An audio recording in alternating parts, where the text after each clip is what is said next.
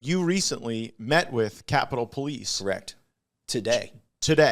And what did you learn in that meeting? I learned that backpack guy, January 6th backpack guy, not to be confused with January 5th backpack person, backpack guy was a non-uniform, plainclothes police officer in the employ of the Capitol Hill Police.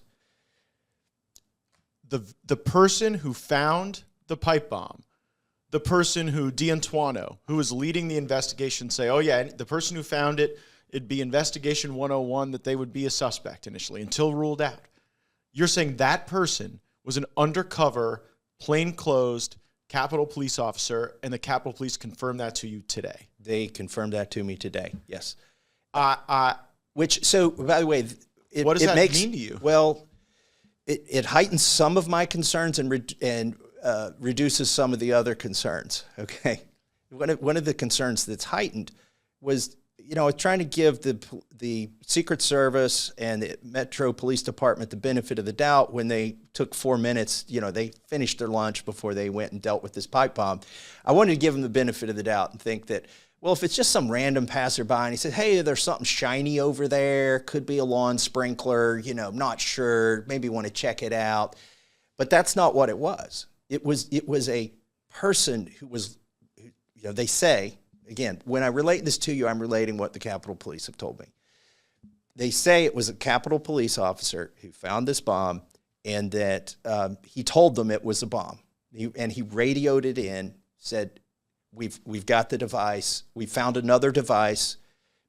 Remember, here's the other just amazing timing, is that the first pipe bomb, the one at the Capitol Hill Club, now they call it the RNC pipe bomb, but they really should be calling it the Capitol Hill pipe bomb.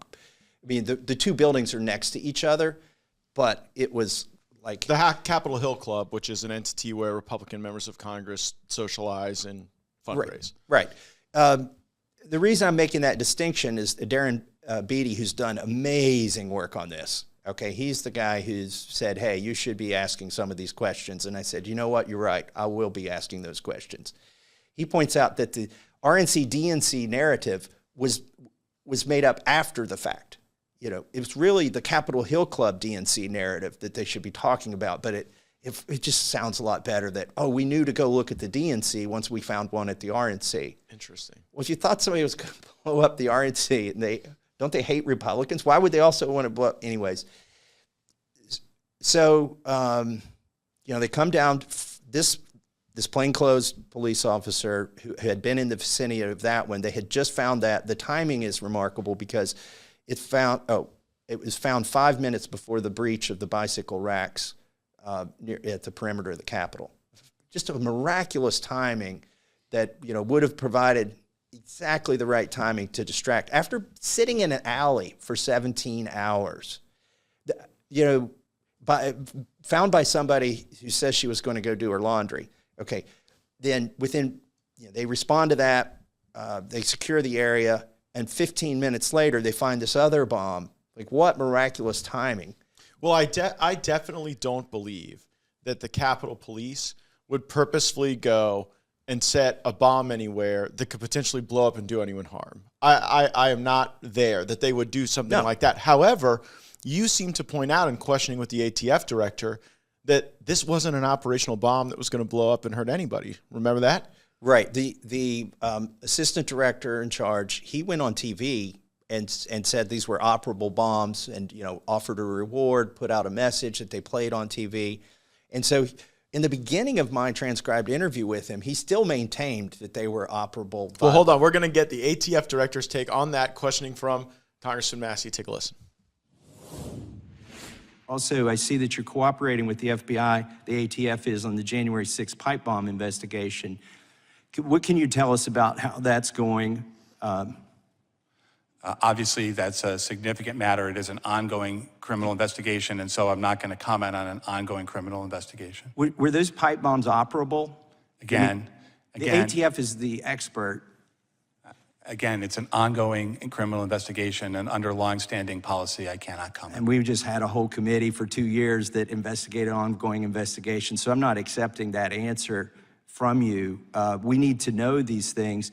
Do you know how the pipe bomb was discovered at the DNC? We've been told how it was discovered at the RNC, and according to a press release from the FBI, you're working with them on this investigation.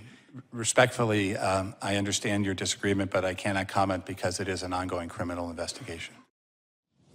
It's an ongoing cover-up. So helpful. It's their policy not to comment on ongoing cover-ups. Yeah, it seems like it. So here's what I've come to know since that interview, too. You chase some leads. I believe, based on discussions with police, with FBI, and with former ATF, who now works for Capitol Police, that the bombs went to Quantico for inspection, not to the ATF.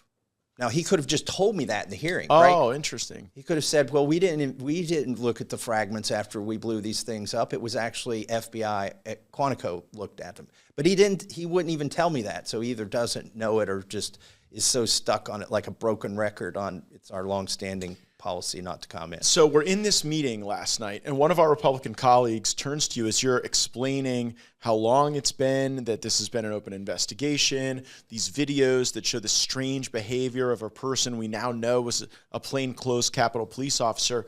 And one of our Republican colleagues kept pressing you and saying, but Thomas, why would they do this? Why would anyone try to plant these phony fake devices in order to create confusion that day? And, we don't know the answer to that question in all honesty. Do you have a working theory? Yeah, well, again, I don't know who did it, but I can tell you a consequence of this, because this is buried in the back of the January 6th committee report, that there was a call to bring more bike racks to the Capitol. They had hundreds of them loaded up, ready to bring to the Capitol, to reinforce the Capitol. And it turns out those never made it because this DNC pipe bomb was discovered, and they set up a perimeter and blocked them from coming. So if there was a booby trap intended to have people commit a technical violation of federal criminal law with no intent to break the law, that was facilitated perhaps by the very interestingly timed discovery of these two devices. Yeah, whether there was intent or not, the result of this, according to the January 6th committee, was that it made it easier to breach the Capitol because the reinforcements couldn't be brought to the Capitol. Thanks so much for watching this video. Make sure you're subscribed to our channel with notifications turned on. You won't want to miss any of the breaking news.